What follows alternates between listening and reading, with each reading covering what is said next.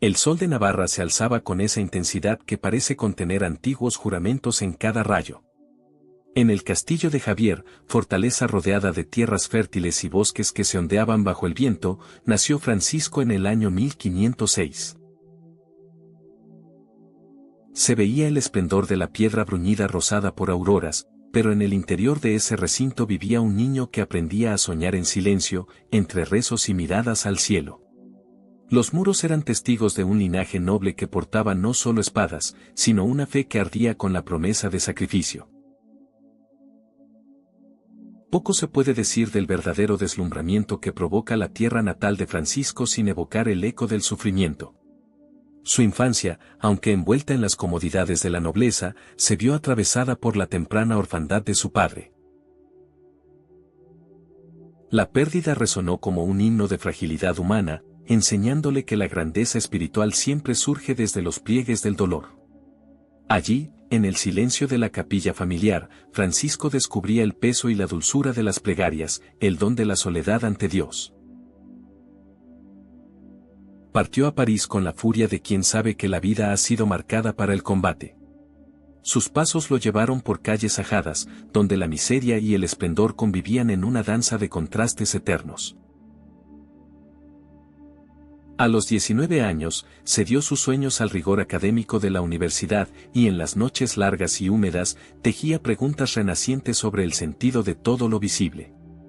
Francia era, entonces, un crisol donde la fe se retaba y se fortalecía a golpe de lágrimas y disputas filosóficas.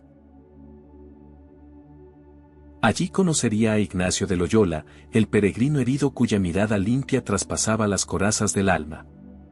Ignacio era más que un consejero, era el sismo espiritual que agitaba las convicciones adormecidas de Francisco.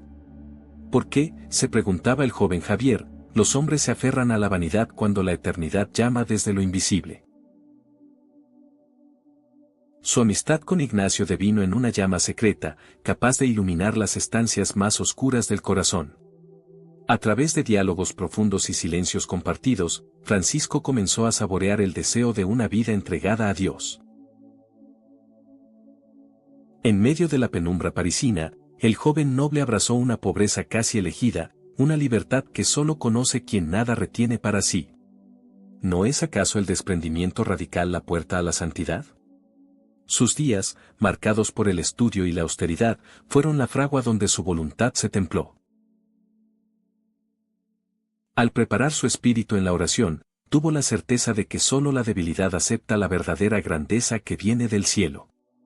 París fue su Getsemaní íntimo, allí donde la duda y la llamada luchaban por ocupar cada rincón del alma. En el año 1530 junto a Ignacio y otros 5 hombres de valor insondable, Francisco hizo votos solemnes en la capilla de Montmartre. El eco de ese juramento resuena aún en las piedras que mantuvieron la promesa, pobreza, castidad y obediencia absoluta, todo ello para llevar la luz a los confines ignorados del mundo. ¿Puede un pequeño grupo cambiar la historia? Pocos respondieron con la audacia de estos hombres. Cada voto era una semilla puesta en tierra árida, una espera de frutos imposibles. Viajó entonces a Venecia, donde el frío calaba huesos y la niebla parecía ocultar las esperanzas del hombre. Fue allí donde, entre santuarios y hospitales, recibió la orden sacerdotal a los 31 años. Sus manos, antes jóvenes y finas, se consagraron al servicio de los pobres y desamparados, revelando en cada gesto la ternura que solo el sufrimiento puede engendrar. Francisco movía entre los leprosos y hambrientos, recordando a quien veía su rostro el misterio del Dios escondido en el dolor humano. El destino, sin embargo, jamás se concibió cómodo para el corazón que arde. La llamada llegó como un trueno en la tarde tranquila. El rey de Portugal, por influencia de Ignacio, pidió un misionero para las nuevas colonias del Oriente. Francisco fue el elegido, no por sus méritos humanos, sino por esa disposición a la gracia que transforma lo débil en instrumento de gloria. ¿Cómo conservar la paz ante el abismo desconocido de un continente ignoto? Solo aquel que ha pasado por la noche oscura puede llevar la aurora a otras tierras. Lisboa lo vio partir en el año 1541, embarcando en la nave Santiago, mientras el rumor del Atlántico le susurraba el misterio de la distancia y el tiempo. Lentamente, las costas declinaban en la bruma y el mundo se abría como un libro aún no escrito. ¿Temía Francisco el largo viaje, la posibilidad de morir sin haber visto tierra prometida? Como en todas las grandes historias, el miedo convivía con la esperanza y solo la oración marinaba las jornadas interminables entre cielo y agua. Dejó atrás comodidades y títulos, llevando en su equipaje nada más que su breviario, la cruz y el anhelo de entregar su vida por los hombres que aún no conocían el nombre de Cristo. La travesía fue prueba de fuego, los vientos traicioneros, las tormentas y el hambre revelaron el temple de un santo en formación. Ante la vastedad oceánica, Francisco recitaba salmos y contemplaba el misterio de la elección divina, preguntándose si sería digno de ser sembrador de almas en tierra lejana. ¿Qué impulsa a un hombre a cruzar 3 veces el mundo conocido por amor a los desconocidos? En cada día a bordo, Francisco se forjaba en la humildad y la paciencia, entendiendo que solo los pequeños son grandes en el reino de los cielos. Soñaba con bautismos en lenguas extrañas, con hospitales donde los abandonados fueran mirados con compasión. Cada tormenta era un examen, cada jornada sin tierra una metáfora de la espera eterna. Llegó a Goa tras más de 13 meses de navegación, destilando sobre su cuerpo los síntomas de la fatiga y la fiebre, pero también el júbilo secreto de haber respondido a la voz que lo lanzó tras los horizontes. La India que lo recibía era ajena y deslumbrante, un crisol de colores y misterios donde la corrupción occidental convivía con la pureza de miles de almas sencillas.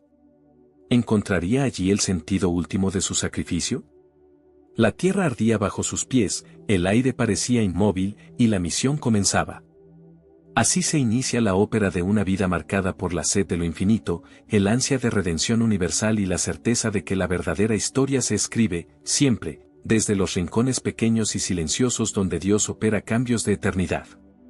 Javier, el peregrino de corazones, había encendido la primera llama, ya no era tiempo de retorno, porque su vida era la ofrenda y la frontera próxima no era geográfica, sino espiritual. Las olas del océano Índico despedazaban la costa con persistencia, como si intentaran eternamente desgarrar el velo que separa lo divino de lo humano.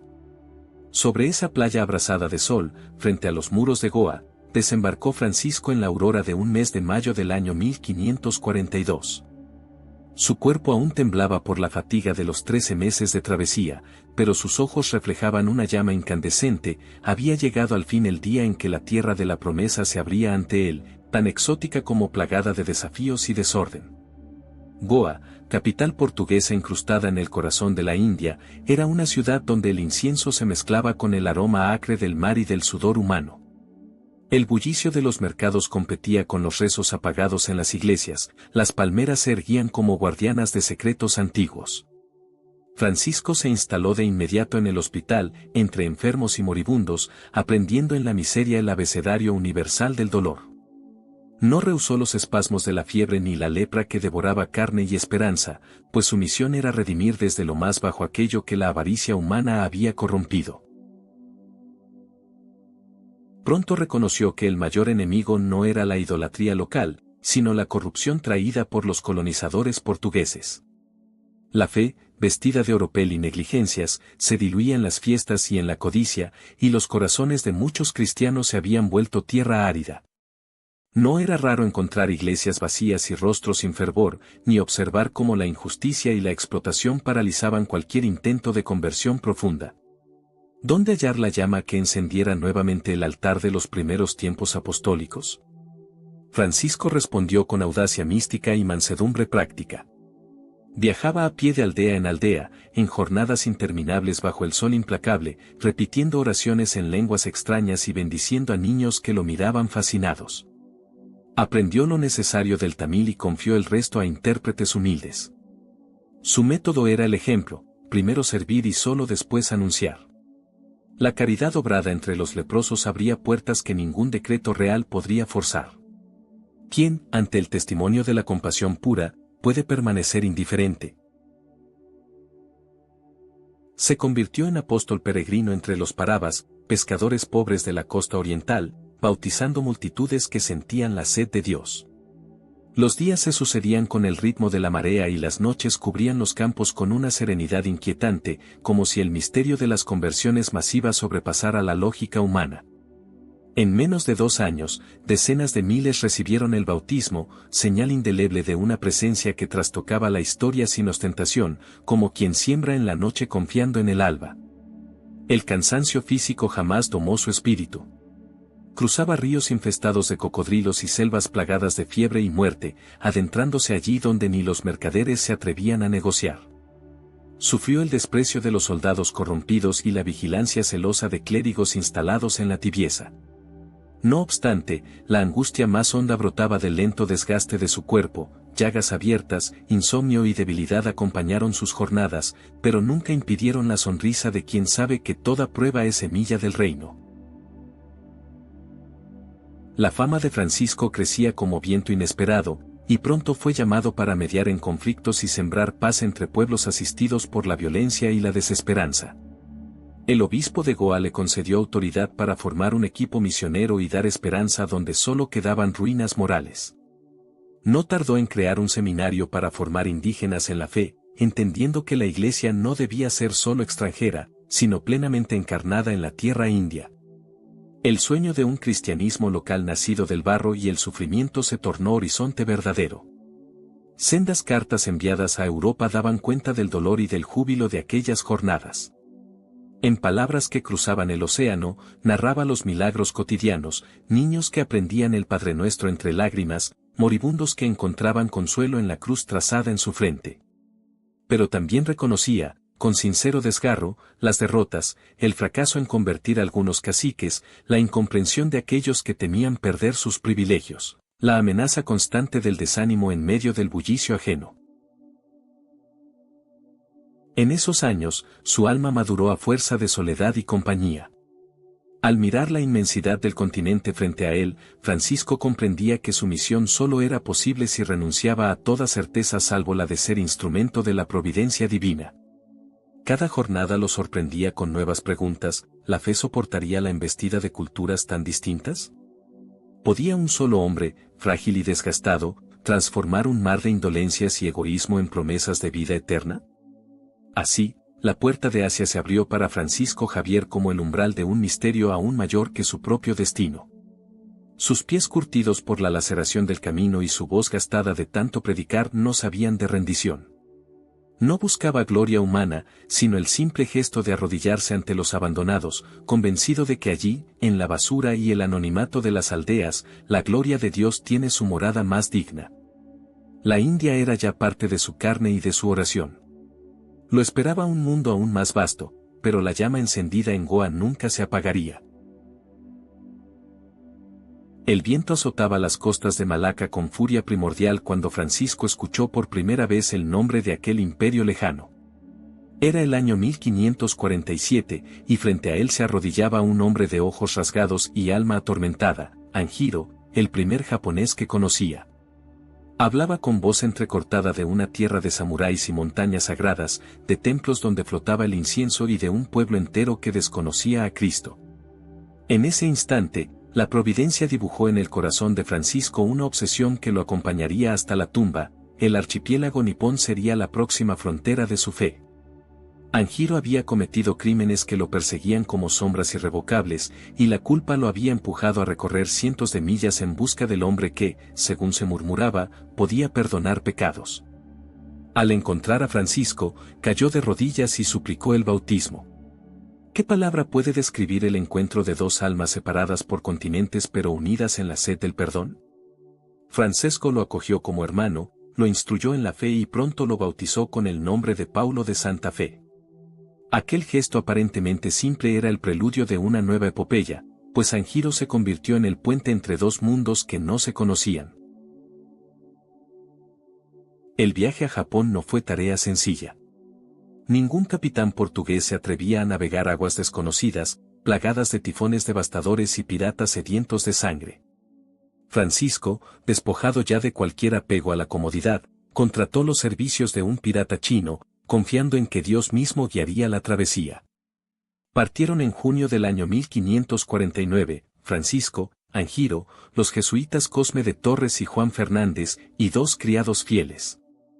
El mar se encrespaba con saña, los vientos desobedecían y las tormentas amenazaban con tragar la embarcación en sus fauces furiosas. Después de semanas de terror y esperanza entretejidos, el 15 de agosto de 1549, día de la Asunción de Nuestra Señora, avistaron las costas de Kagoshima. Francisco descendió del junco pisando por primera vez tierra japonesa, sintiendo en sus rodillas la certeza de que allí se escribiría un capítulo glorioso del Evangelio. Los árboles de cerezos en flor mecían sus pétalos como testigos mudos de una promesa, el aire olía a mar y a tierra húmeda. Japón lo recibía con la mezcla de enigma y belleza que definiría toda su misión. En Kagoshima permanecieron un año completo.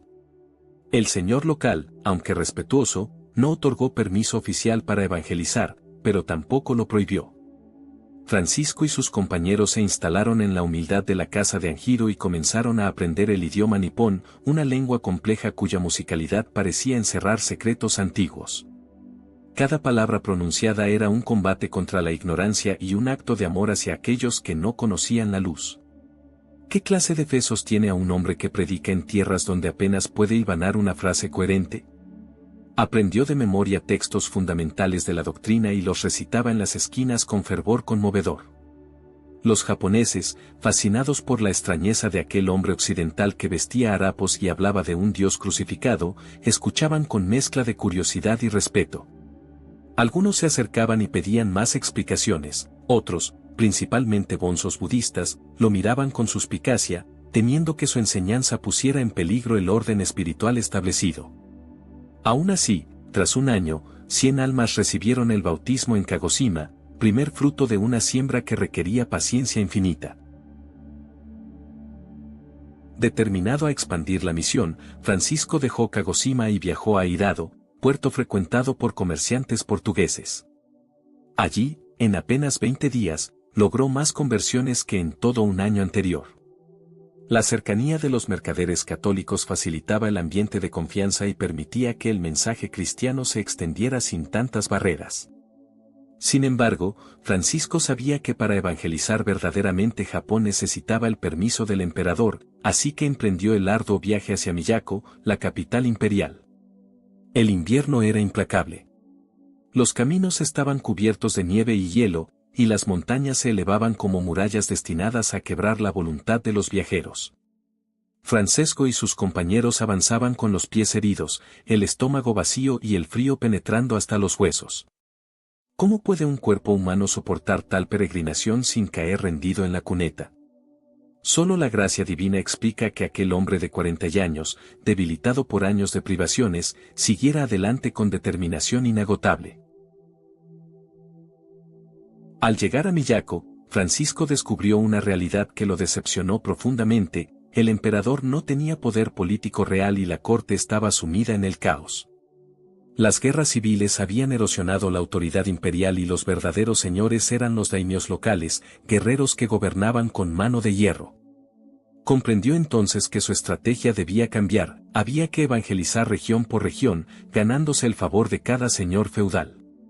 No existía atajo alguno para este camino de conversión lenta y sacrificada.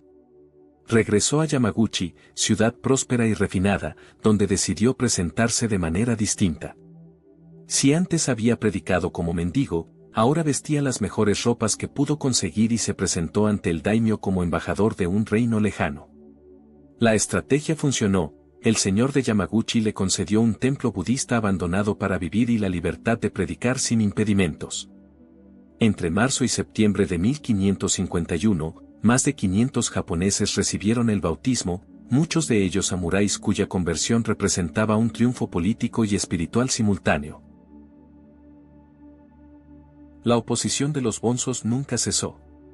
Enojados por la pérdida de influencia y temerosos de la doctrina extranjera, organizaron campañas de desprestigio contra Francisco y sus compañeros. Lo acusaban de ser un hechicero que engañaba a las masas y de traer doctrinas perniciosas que destruirían la armonía del reino. Pero Francisco respondía siempre con mansedumbre, invitando al diálogo y mostrando con su vida la autenticidad de sus palabras.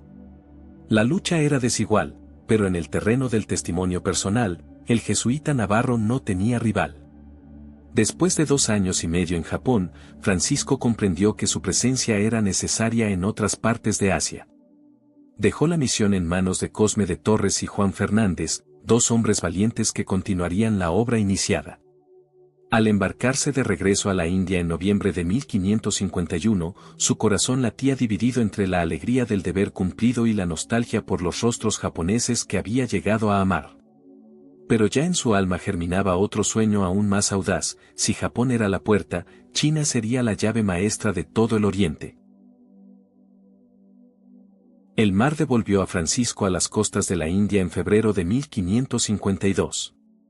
Su cuerpo estaba agotado, marcado por los meses de travesía y los años de incansable predicación, pero su espíritu ardía con una llama imposible de sofocar. Al pisar de nuevo la tierra de Goa, no buscaba el descanso que su humanidad reclamaba, sino la preparación de la empresa más audaz de su vida: penetrar en el imperio cerrado de China, la nación más poblada y misteriosa del mundo conocido. ¿Qué obsesión puede atrapar a un hombre hasta el punto de hacerlo renunciar a la paz que tanto merece? Desde su experiencia en Japón, Francisco había comprendido una verdad capital: los japoneses respetaban profundamente a China como fuente de cultura, filosofía y espiritualidad. Si China se convertía al cristianismo, todo el Oriente caería como fichas de dominó bajo el peso de su influencia milenaria. Aquella convicción no era simple cálculo estratégico, sino revelación mística que consumía cada pensamiento y cada oración. Cada noche, en la soledad de su celda en Goa, Francisco contemplaba en su imaginación las murallas de aquel imperio prohibido y sentía que Dios mismo lo empujaba hacia esa meta inalcanzable. La dificultad era monumental. China mantenía sus fronteras cerradas a cualquier extranjero que no fuera comerciante autorizado por el emperador, y aún estos últimos vivían bajo vigilancia constante y restricciones severas. Los intentos previos de introducirse en el imperio habían terminado en prisión o muerte para quienes osaban desafiar las leyes imperiales. Francisco conocía los riesgos, pero su fe transformaba el terror en determinación sagrada. Si Dios lo había llevado desde Navarra hasta los confines del mundo, también abriría las puertas del celeste imperio cuando fuera el momento. En Goa, Francisco comenzó a preparar meticulosamente la expedición. Necesitaba permisos del virrey portugués, cartas de presentación para las autoridades chinas, regalos dignos de un emperador y, sobre todo, un medio de transporte que lo acercara a las costas prohibidas. Los meses transcurrían en negociaciones interminables, burocracia colonial que ralentizaba cada paso y promesas incumplidas de comerciantes deshonestos. Francisco sufría esta espera con paciencia heroica, sabiendo que cada obstáculo era prueba de fuego para su obediencia y su fe. ¿Cuántas veces debe un santo llamar a puertas que permanecen cerradas antes de que la providencia las abra? Finalmente, en abril de 1552, consiguió embarcarse en una nave portuguesa que se dirigía a Malaca y desde allí buscaría el camino hacia China. Su salud se deterioraba visiblemente, las fiebres recurrentes, el cansancio extremo y las heridas que nunca terminaban de sanar eran signos claros de que su cuerpo había dado todo lo que podía dar. Pero Francisco no permitía que la enfermedad frenara su marcha. Cada mañana se levantaba antes del alba para rezar, y en sus oraciones pedía no el alivio del sufrimiento, sino la fortaleza para cumplir la misión que ardía en su corazón. Llegó a Malaca en julio, ciudad portuaria donde ya era conocido y venerado por sus anteriores trabajos misioneros. Allí descubrió que el gobernador portugués, temeroso de perder su monopolio comercial con China, ponía trabas sistemáticas a cualquier intento de evangelización que pudiera irritar al emperador. La política y el dinero conspiraban contra el Evangelio, realidad dolorosa que Francisco había enfrentado en cada rincón de Asia. Sin embargo, no cedió ante la frustración ni permitió que la injusticia humana determinara su rumbo. Buscó alternativas, habló con comerciantes chinos, ofreció sus servicios como intérprete y, poco a poco, fue tejiendo la red de contactos necesaria para acercarse a su meta. Un comerciante chino llamado Diego Pereira accedió a transportar a Francisco en su junco mercante hasta las cercanías de Cantón, puerto del sur de China donde se permitía el comercio limitado con extranjeros. El plan era arriesgado. Francisco viajaría de incógnito, escondido entre las mercancías, y una vez en tierra china buscaría el modo de presentarse ante las autoridades o, en su defecto, iniciar la evangelización en secreto. La conciencia del peligro mortal no lo amedrentaba, al contrario, sentía que cada paso hacia China era un paso hacia el cumplimiento de su destino eterno. ¿No es acaso el martirio la corona más gloriosa que un misionero puede aspirar a recibir? Partieron de Malaca en agosto de 1552, navegando por aguas tormentosas que parecían advertir del destino trágico que aguardaba. Francisco pasaba las horas en oración, sosteniendo en sus manos el crucifijo que lo había acompañado desde Europa, contemplando el misterio del Dios que sufre y muere por amor. Su diario de esos días revela la mezcla de esperanza y angustia que poblaba su alma, confiaba plenamente en la providencia divina, pero también reconocía la fragilidad de su condición humana. Cada ola que golpeaba el casco de la embarcación resonaba como un recordatorio de la pequeñez del hombre frente a la inmensidad del océano y del designio divino. El 14 de agosto llegaron a la isla de Sancián, pequeño peñasco deshabitado situado a apenas 20 kilómetros de las costas del Imperio Chino. Desde allí se podían divisar, en días despejados, las montañas del continente y las velas de los juncos que surcaban las aguas cercanas. Francisco desembarcó con la certeza de que estaba en el umbral de la tierra prometida, tan cerca de China que casi podía tocarla, pero a la vez separado por un abismo insalvable.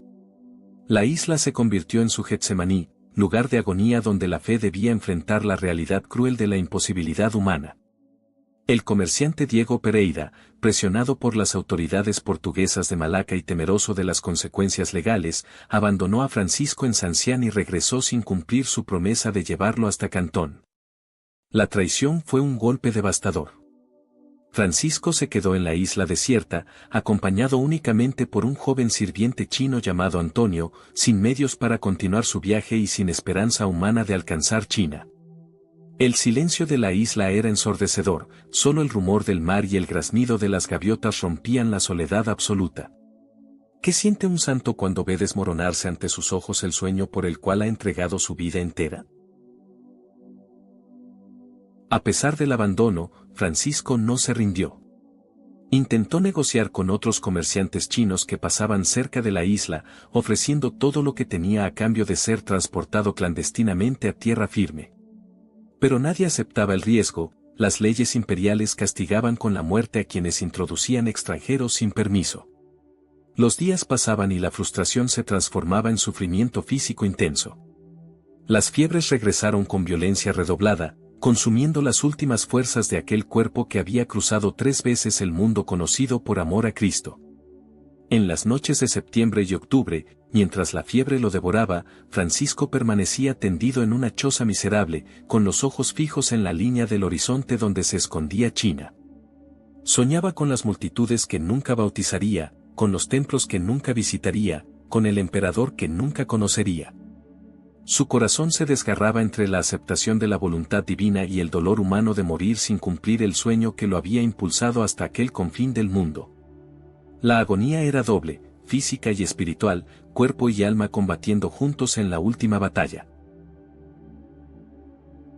La isla de Sancián emergía del mar como un peñasco olvidado por el tiempo, rodeada por aguas que reflejaban el azul imposible del cielo asiático. Apenas 20 kilómetros separaban aquella roca desierta de las costas del Imperio Chino, pero esa distancia breve se revelaba como un abismo insalvable, más profundo que cualquier océano cruzado por Francisco. Desde la playa, en los días despejados, se divisaban las montañas del continente y las velas de los juncos que surcaban las aguas cercanas, visión que torturaba y a la vez consolaba al misionero exhausto. China, tan cerca y tan lejos, se erguía como la tierra prometida que Moisés contempló sin poder entrar. La traición del comerciante Diego Pereira había dejado a Francisco en una soledad abrumadora. Solo lo acompañaba Antonio de Santa Fe, un joven chino convertido al cristianismo que había prometido servirle como intérprete en la gran aventura china. La isla era refugio de contrabandistas y mercaderes sin escrúpulos que comerciaban ilegalmente con el imperio, hombres curtidos por el mar y la codicia que miraban con indiferencia al extranjero enfermo que soñaba con cruzar el estrecho. Francisco intentó negociar con ellos, ofreciendo todo lo que poseía, un manto, su breviario, incluso su propia vida. Pero nadie aceptaba el riesgo mortal de introducir a un extranjero en territorio prohibido bajo pena de muerte. Los días transcurrían con lentitud cruel mientras Francisco esperaba un milagro que parecía no llegar. Construyó una choza miserable con ramas y hojas de palma, refugio precario contra el sol abrasador del día y el frío húmedo de las noches. Allí pasaba las horas en oración incesante, sosteniendo el crucifijo contra su pecho y repitiendo jaculatorias que brotaban del alma desgarrada. ¿Por qué Dios lo había llevado hasta ese lugar solo para dejarlo morir en la impotencia? La pregunta resonaba en su corazón como un eco doloroso, pero nunca se transformaba en rebeldía, sino en aceptación humilde del misterio inescrutable de la voluntad divina. Las fiebres regresaron con virulencia devastadora a finales de noviembre. El cuerpo que había resistido 13 meses de travesía oceánica, años de caminatas bajo el sol tropical y noches sin descanso, finalmente claudicaba bajo el peso acumulado del sufrimiento. Francesco temblaba envuelto en mantas raídas mientras el sudor empapaba su frente y el delirio comenzaba a nublar su conciencia. Antonio lo cuidaba con devoción conmovedora, intentando bajarle la fiebre con paños de agua fría y rezando junto a él las oraciones que había aprendido. La cabaña se transformó en calvario donde el gigante de las misiones enfrentaba su última batalla. En los momentos de lucidez, Francisco fijaba la mirada en el horizonte donde se escondía China. Hablaba con Antonio sobre el imperio que nunca conocería, sobre las multitudes que nunca bautizaría, sobre los templos donde jamás predicaría el nombre de Cristo. Su voz, debilitada por la enfermedad, apenas era un susurro que el viento arrastraba hacia el mar. Pero en ese susurro había una intensidad que trascendía la muerte. Francisco no lamentaba su suerte, sino que ofrecía su fracaso aparente como sacrificio supremo por la conversión futura de China. Comprendía, con claridad mística, que su muerte en aquel umbral sería semilla fecunda para las cosechas venideras. La noche del 2 de diciembre fue especialmente cruel. Las fiebres alcanzaron su punto más alto y Francisco entraba y salía de la conciencia como un náufrago que lucha contra las olas. En sus delirios, veía procesiones de santos que lo invitaban a seguirlos, escuchaba cantos celestiales que se mezclaban con el rumor del mar. Antonio, aterrorizado ante la inminencia de la muerte, sostenía la mano del misionero y repetía las oraciones del rosario con voz entrecortada por el llanto. La choza miserable se había convertido en antesala del cielo, lugar sagrado donde lo humano y lo divino se encontraban en el misterio del tránsito final. Al amanecer del 3 de diciembre de 1552, Francisco abrió los ojos por última vez. La luz del alba entraba tímidamente por los intersticios de la cabaña, iluminando el rostro del moribundo con resplandor suave. Su mirada, ya transparente, se posó en el crucifijo que sostenía entre sus manos consumidas. Con voz apenas audible, pronunció los nombres que habían llenado su vida: Jesús, María, Ignacio. No había amargura en sus labios, ni desesperación en su rostro, solo una paz profunda que solo conocen quienes han amado hasta el extremo. Antonio, arrodillado junto a él, vio cómo los labios del santo se movían en silencio, pronunciando palabras que solo Dios podía escuchar. La muerte llegó con mansedumbre, como una amiga esperada después de larga jornada.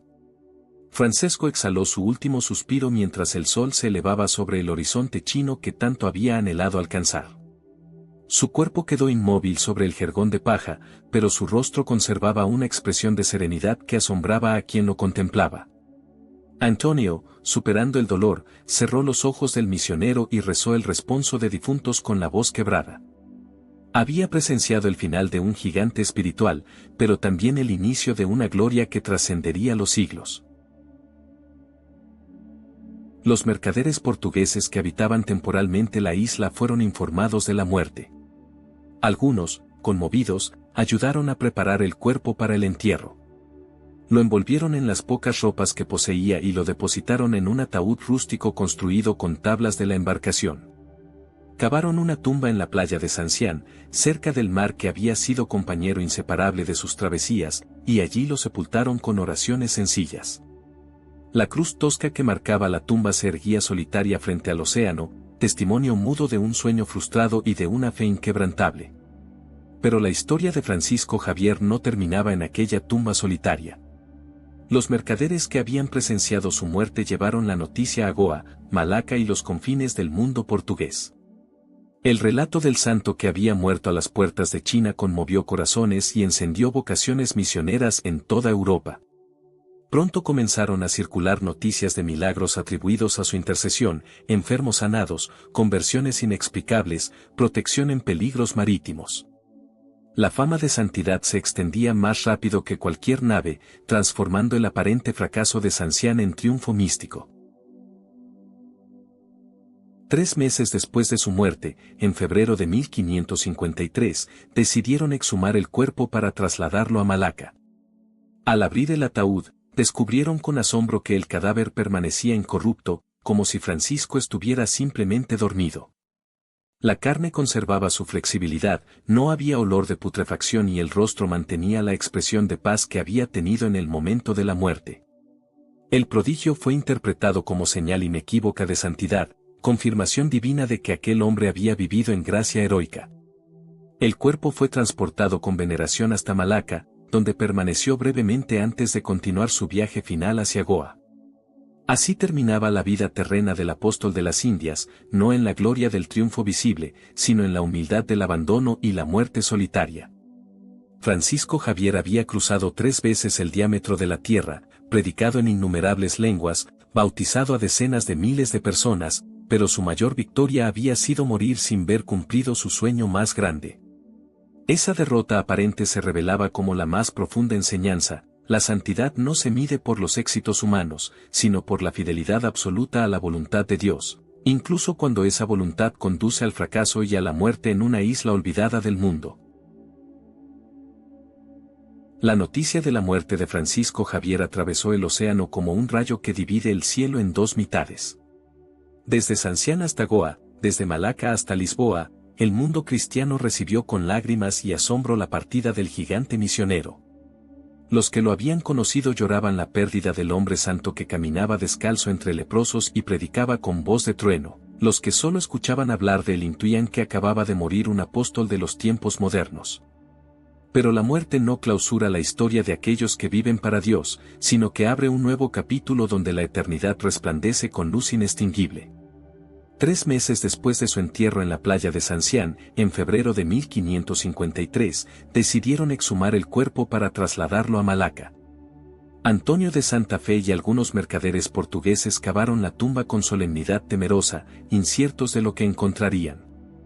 Al levantar la tapa del tosco ataúd, el prodigio se reveló ante sus ojos atónitos, el cuerpo permanecía intacto, sin olor de putrefacción, con la carne flexible y el rostro sereno como si Francisco estuviera simplemente dormido.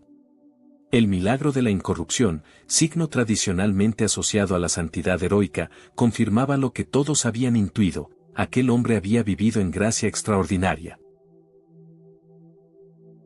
El cadáver fue envuelto en telas finas y transportado en barco hasta Malaca, donde fue recibido con procesiones y cantos de júbilo.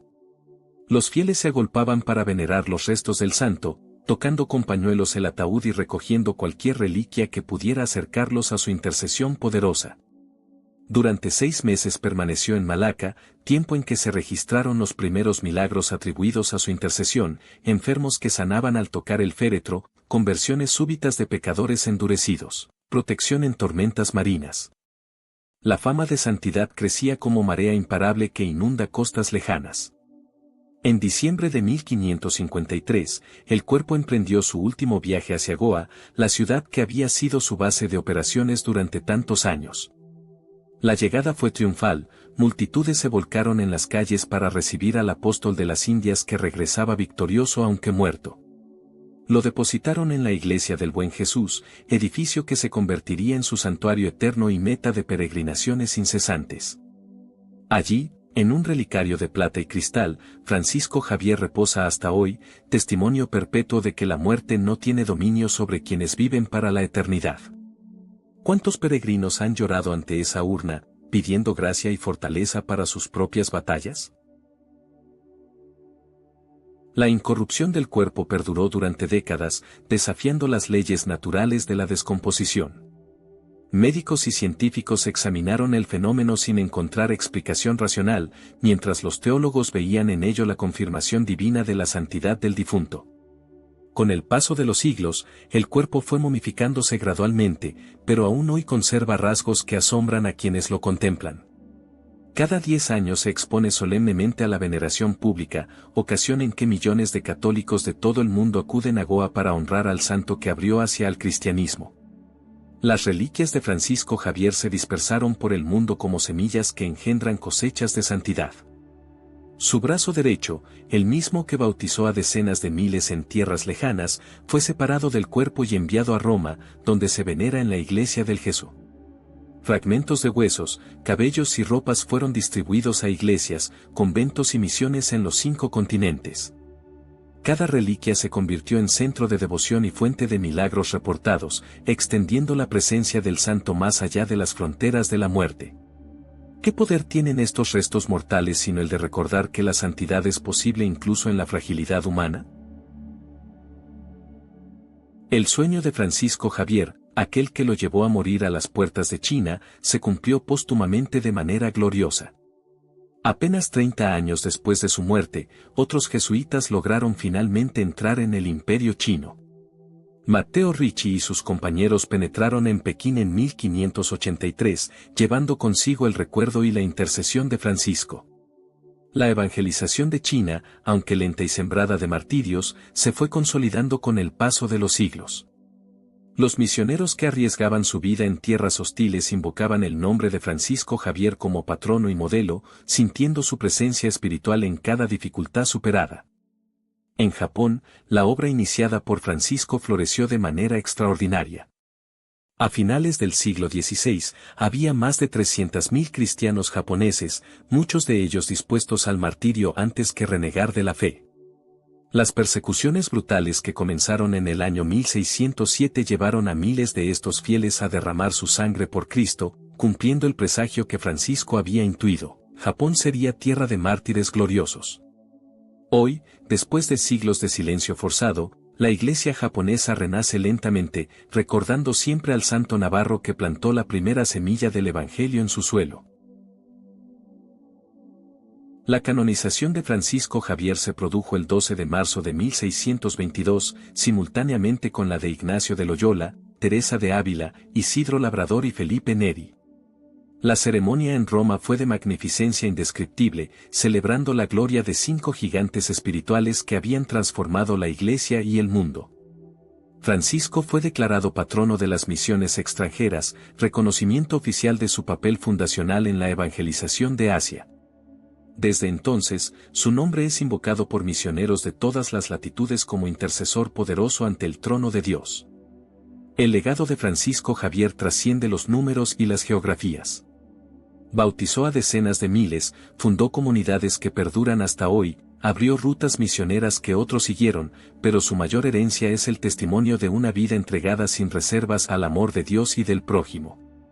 Mostró que la santidad no consiste en prodigios extraordinarios, sino en la fidelidad cotidiana a la voluntad divina, incluso cuando esa fidelidad conduce al fracaso aparente y a la muerte solitaria. Su ejemplo ha inspirado a millones de cristianos a lo largo de los siglos, recordándoles que la verdadera grandeza se mide no por los triunfos visibles, sino por la capacidad de amar hasta el extremo. Hoy, en el siglo XXI, cuando el mundo parece haber olvidado a sus santos y la fe se diluye en indiferencia, Francisco Javier permanece como faro luminoso que señala el camino de la entrega radical. Su intercesión sigue siendo invocada por misioneros que trabajan en tierras difíciles, por enfermos que buscan sanación, por pecadores que anhelan conversión. El cuerpo incorrupto que reposa en Goa es recordatorio permanente de que Dios glorifica a quienes se vacían de sí mismos para llenarse de su gracia. La historia de Francisco Javier no es relato del pasado, sino profecía viva que interpela a cada generación. ¿Estás dispuesto a cruzar tus propios océanos por amor a Cristo? Así concluye la epopeya del saltador de continentes, el apóstol que abrió Asia y murió soñando con China. Su vida fue sinfonía de sufrimiento y gloria, de fracasos humanos y triunfos divinos, de soledad abismal y comunión eterna. Francisco Javier enseña que la verdadera evangelización comienza cuando renunciamos a nuestros sueños para abrazar los de Dios, cuando aceptamos morir sin ver los frutos que otros cosecharán. Su legado perdura incorruptible, no solo en su cuerpo preservado milagrosamente, sino en los corazones de todos aquellos que, inspirados por su ejemplo, continúan llevando el Evangelio hasta los confines de la tierra.